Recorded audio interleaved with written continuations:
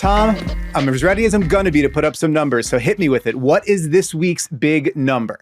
This week's big number is 0. It's like the smallest number. I don't want to get into like whether negative numbers are smaller than 0, but this week's big number is 0, as in that is the number of games that Stephen Curry has missed in his 16-year career due to a hamstring injury. He's never had an injury like this before, but this is not just a big deal for Stephen Curry and the Warriors. This is a big deal for the whole league right now because the Warriors are up 1-0 against the Minnesota Timberwolves, and they just have to hold serve with Stephen Curry nursing a hamstring injury, which he's never dealt with in his career. Small guys like Mike Conley, Chris Paul, at some point in their career, they've been belabored by chronic hamstring injuries because they're small, right? Like they're small guards that need a lot of short bursts, quick first steps, and they need to create a lot of torque on their bodies with making compensation for how small they are, right?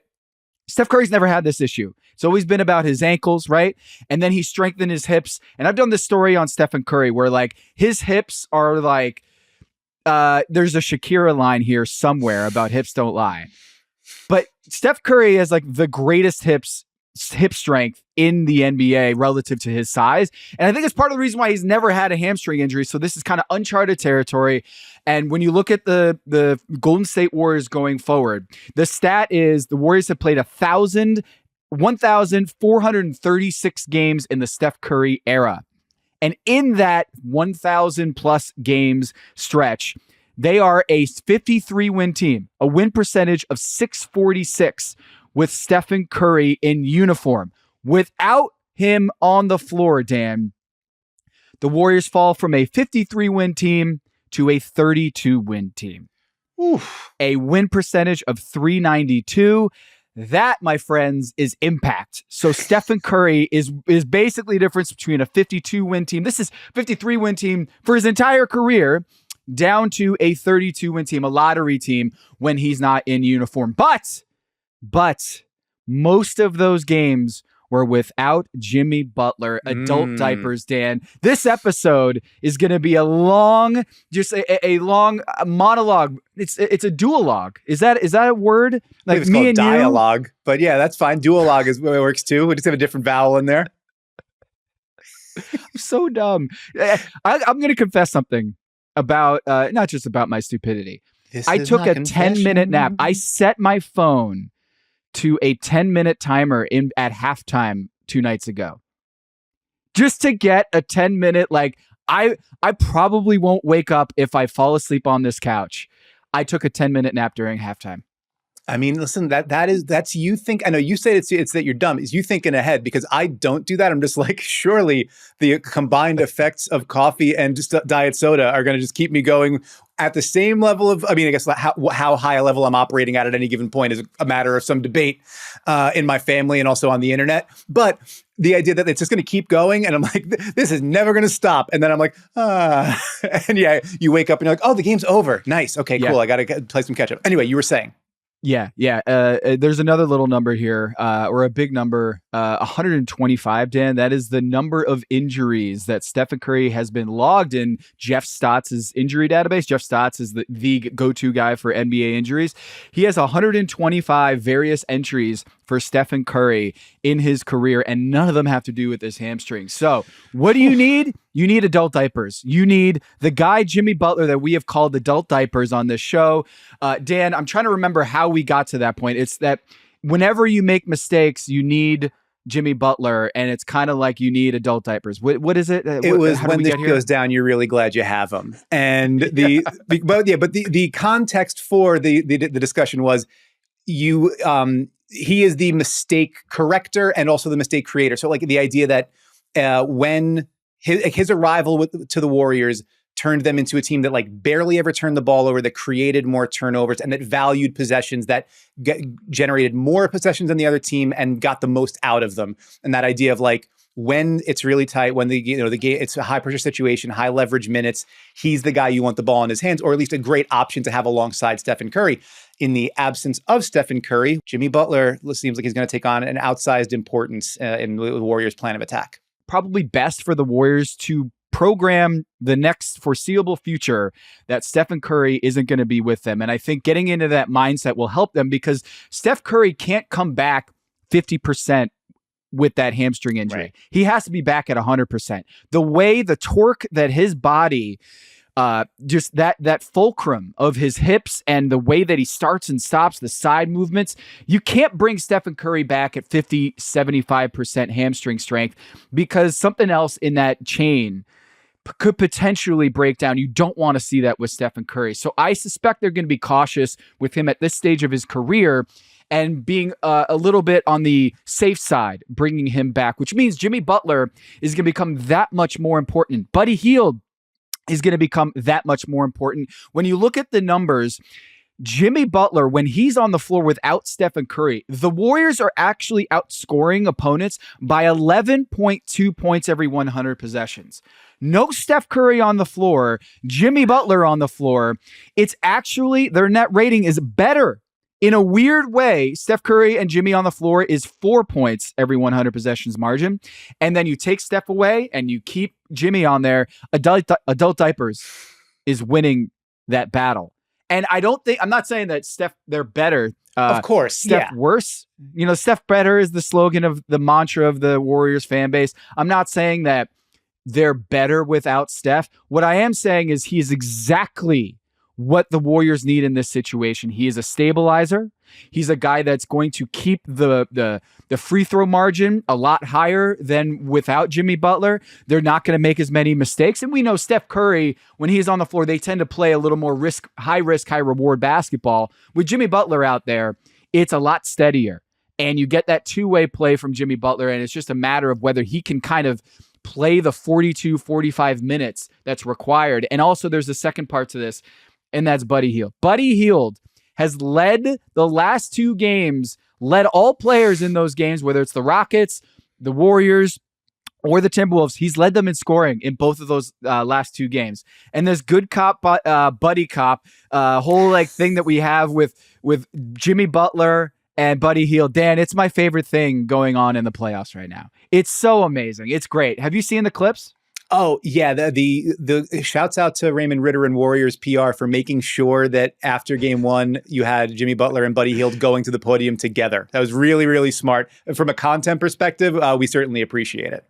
Yeah, it's fantastic. I'm not a comic book guy. Are you a comic book guy?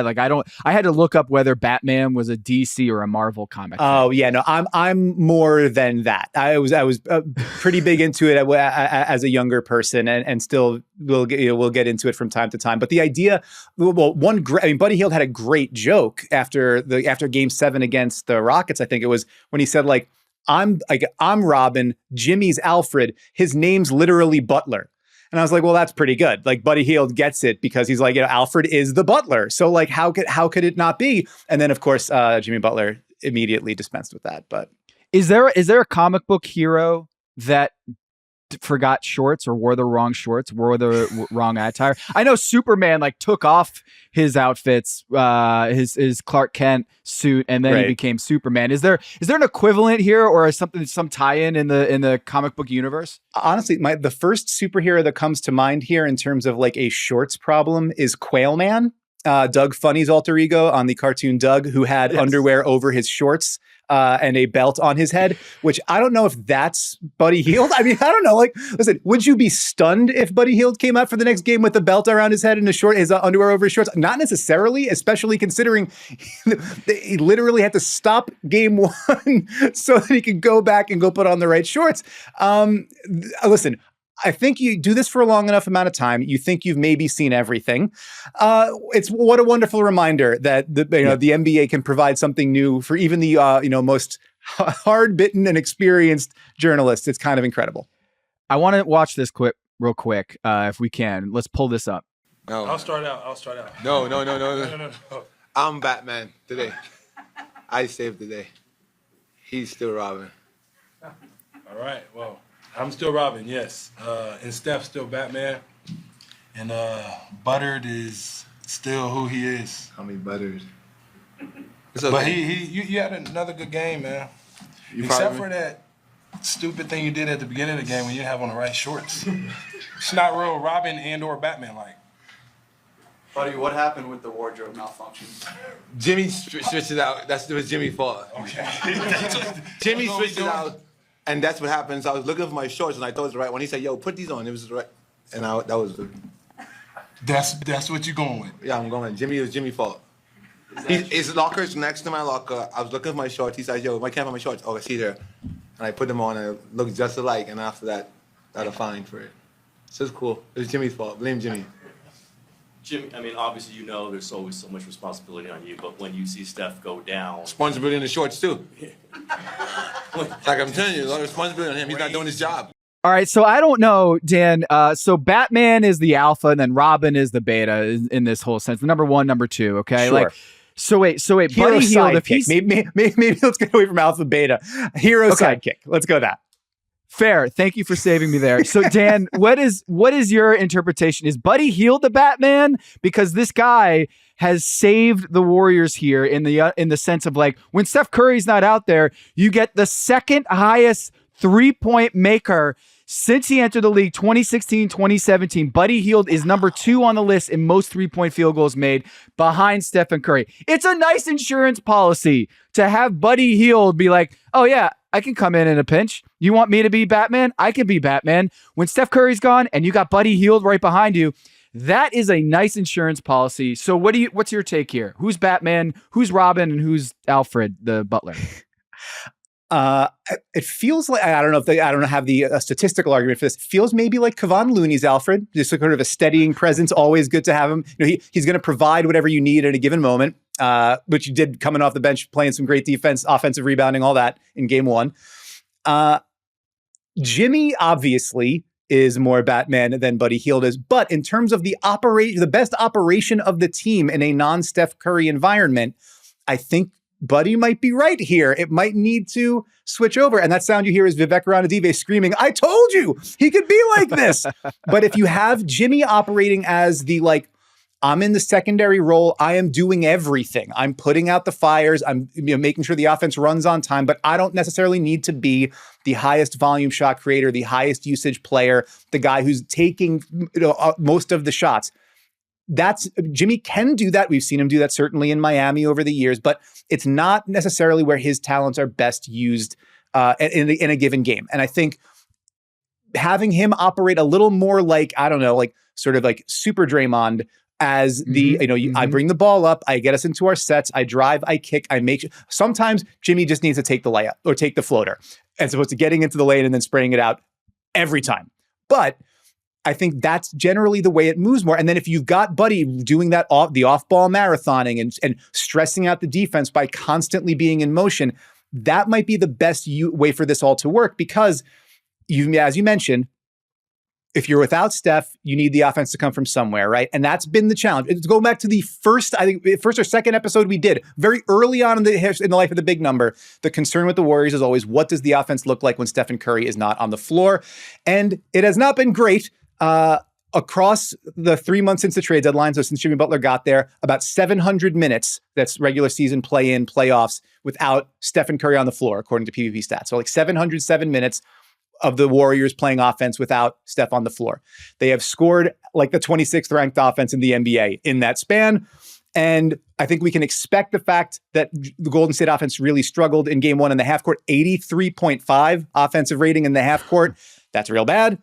That's more likely to be the rule rather than the exception if Steph can't go in this series. So how do you wring the most out of it? It's like you were talking about.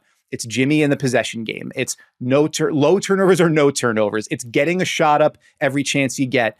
It's finding some other ways to crack loose. And then every one of those threes that Buddy Hield can hit is like oxygen for a team that's really starving for air. Or gasping for air, rather. I don't know if you starve for air.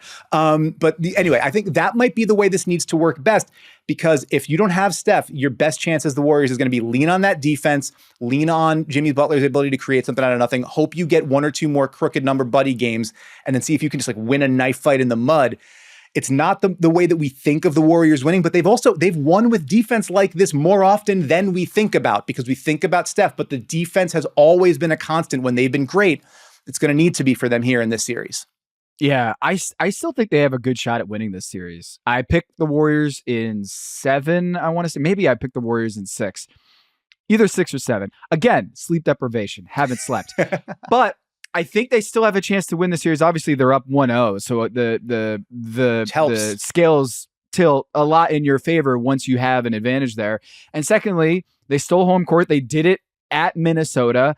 And then on top of that, like as long as Jimmy Butler and Draymond Green are playing as well as they did in that game, and Buddy Hield obviously shooting unconscious basketball in the second half. He didn't take a 3-pointer in the first half, which was super weird.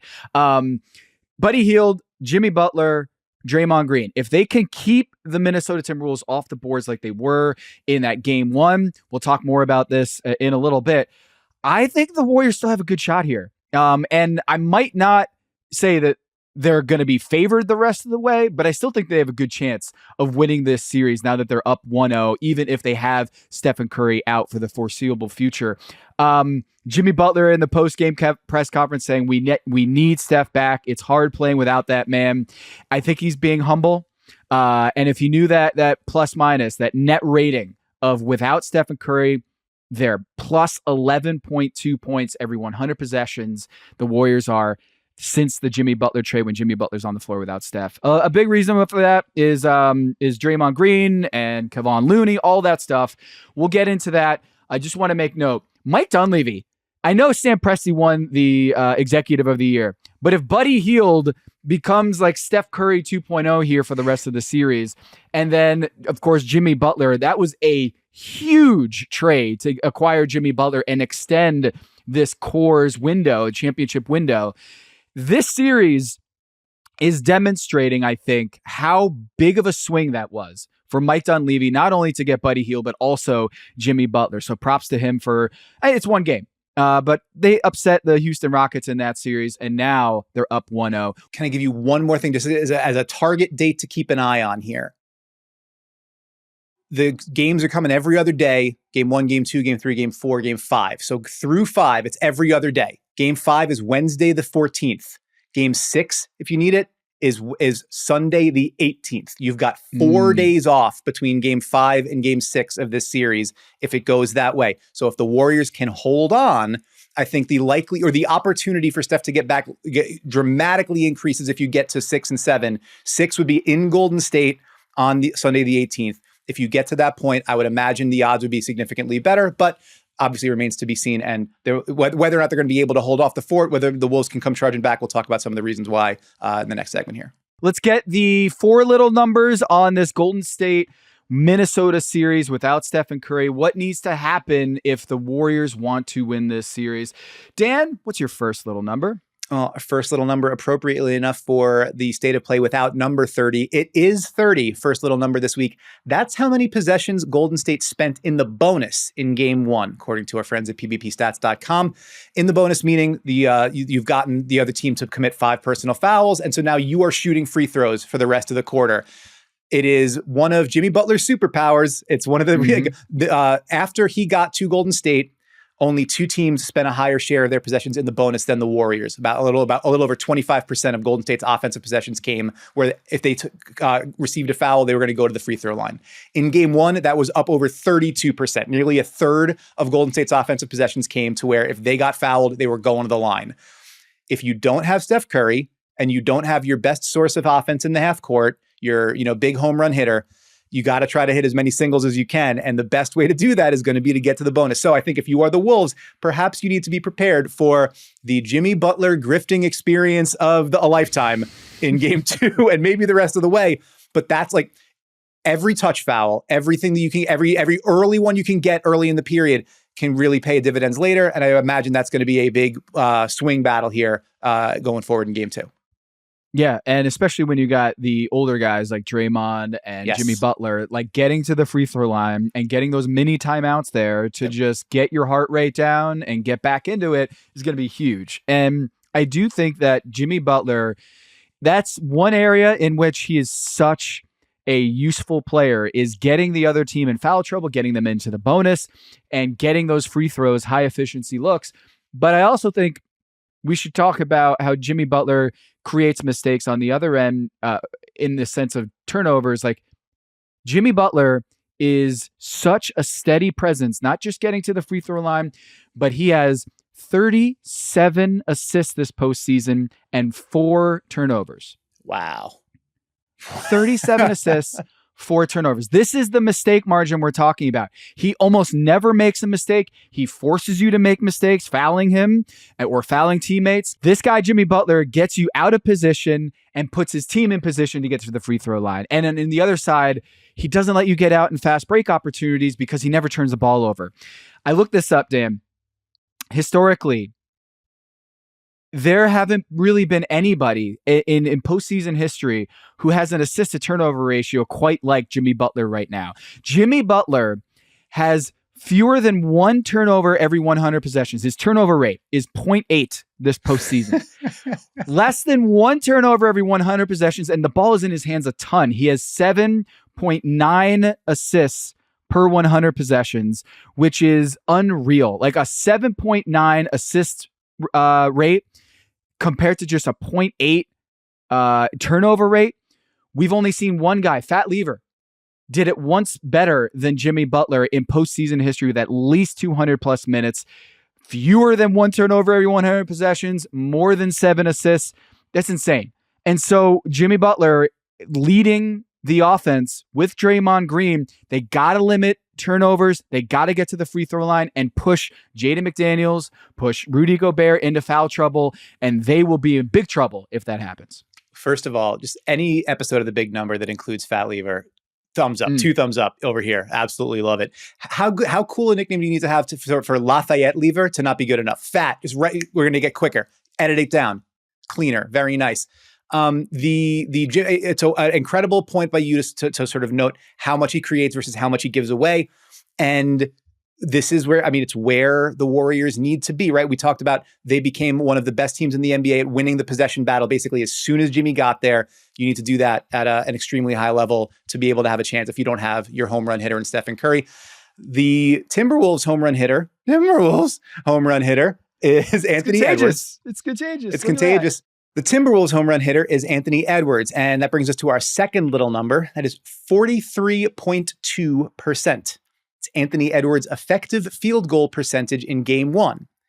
Effective field goal percentage accounts for the fact that 3-pointers are worth more than 2. So basically, if you go 2 for 2 on 2-point shots, your effective field goal percentage is 100%.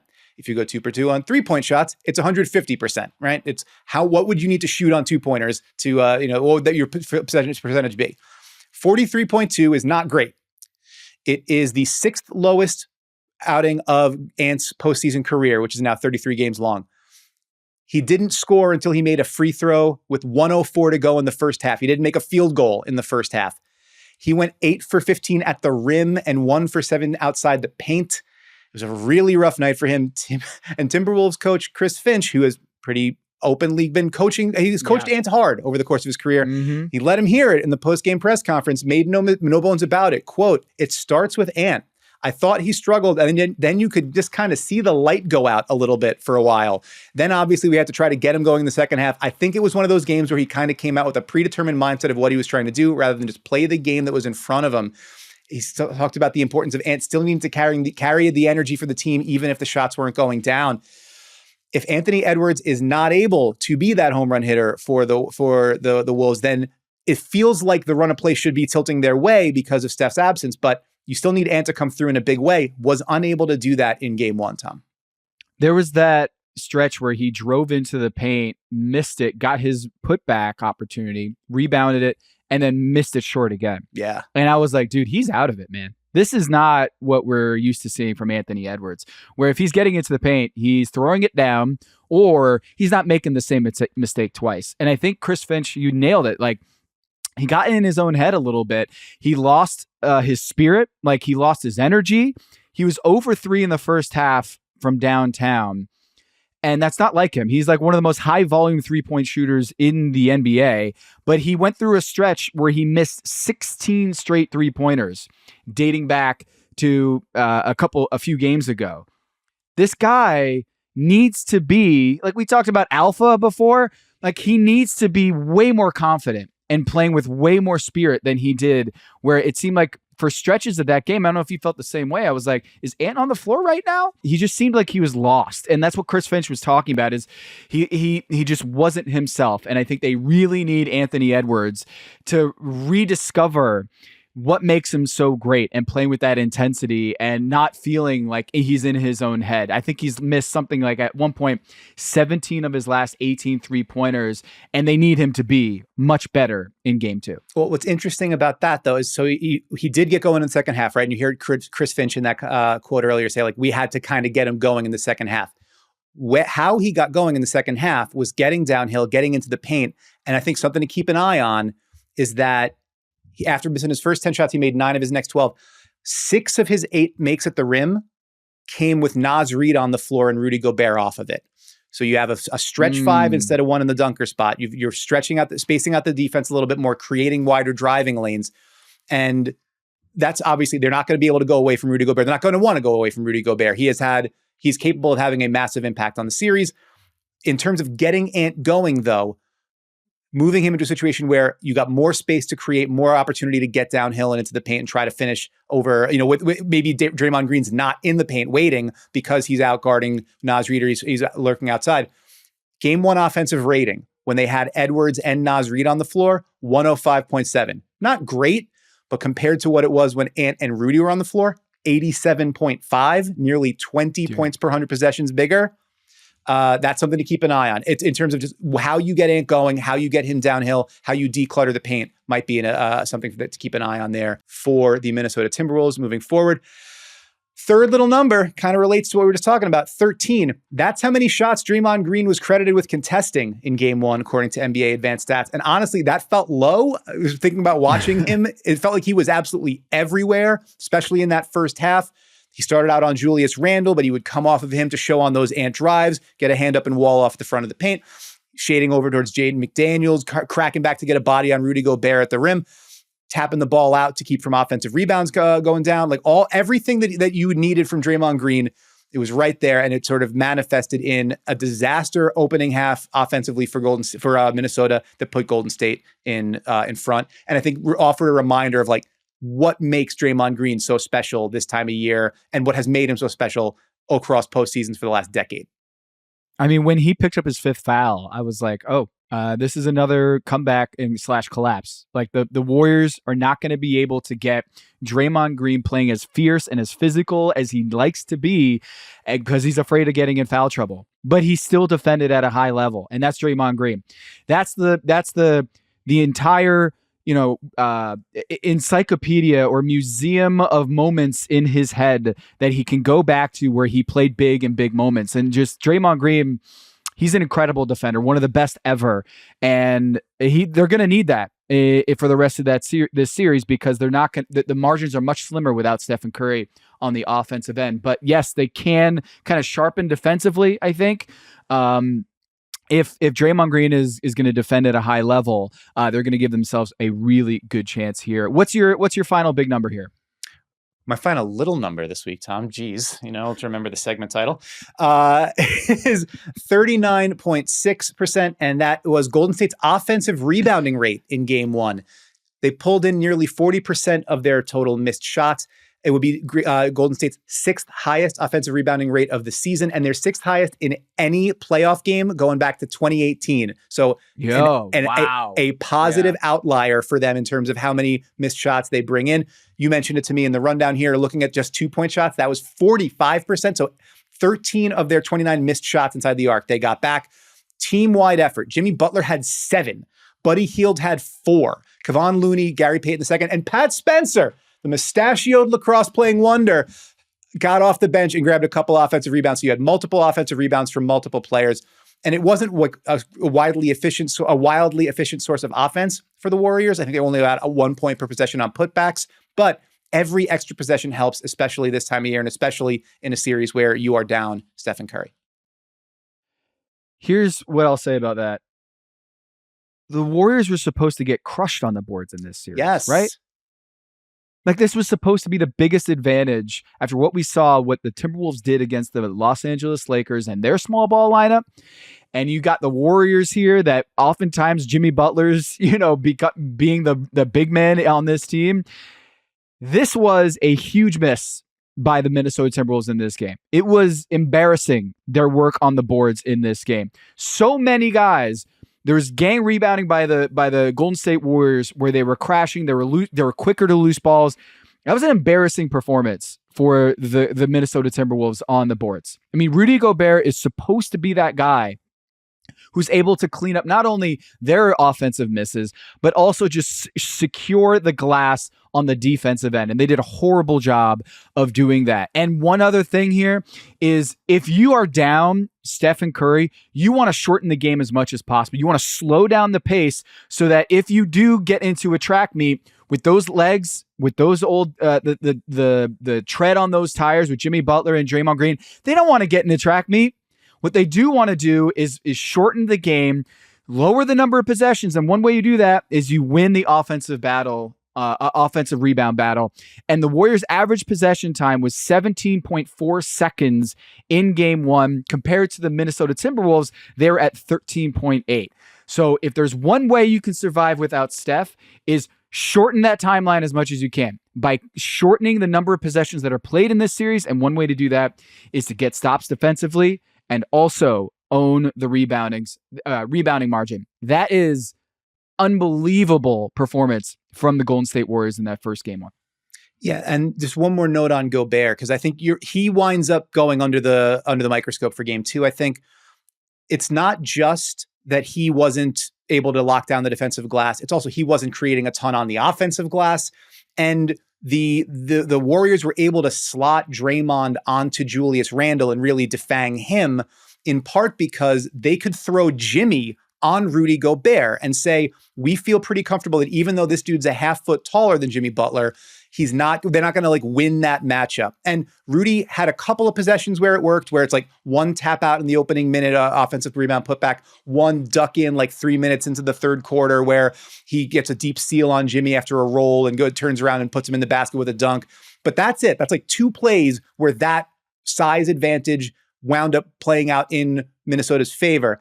And so if you aren't the reason, if you're not creating those extra possessions for your team, if you're not preventing the other team from getting those extra possessions, and if your presence might be an impediment to Anthony Edwards getting his game off, that is about as bad as things can go for Rudy Gobert.